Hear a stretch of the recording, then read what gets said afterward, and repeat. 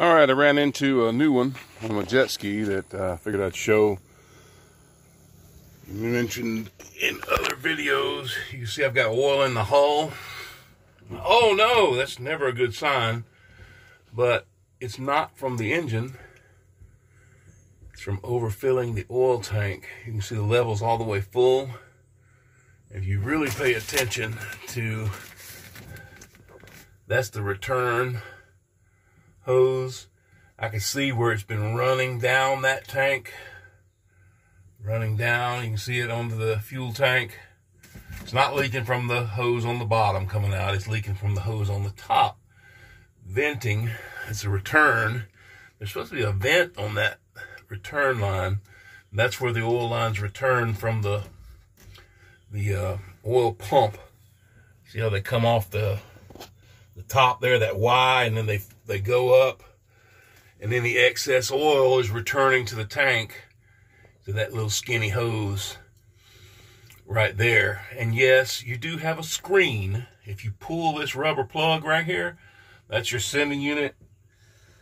If you pull that plug up, there's a screen under there that can get dirty. I haven't found them to be dirty. This is a 20-something-year-old ski. It was clean as could be. It all depends on if you fill it and mess up in filling it. If you are deleting your oil pump, you can pull that right there and zip tie the float in the up position so that it won't give you the oil warning. That's only if you're deleting the oil pump. I don't delete oil pumps on mine. I run it like it was meant to be run because it meters how much oil the engine is supposed to get as it's running. That's why I don't change those. So if I follow that on up, there's supposed to be a vent, and I think it's underneath, unfortunately, underneath all this. So I'm going to say my vent is plugged because of that coming out, but also I have overfilled that, so that may be why it's really overfilled. But just something new I thought I'd share with you. If you've got one of these two-stroke wave runners, that could be on a XL T1200, a GP 800, a GP 760, the XL 800 like this one.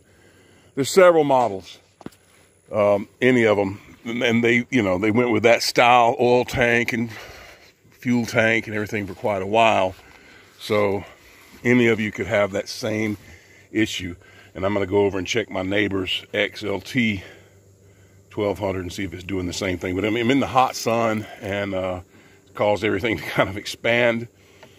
I noticed the fuel doing that as well. Out the top of the sending unit was leaking down and coming into the hull.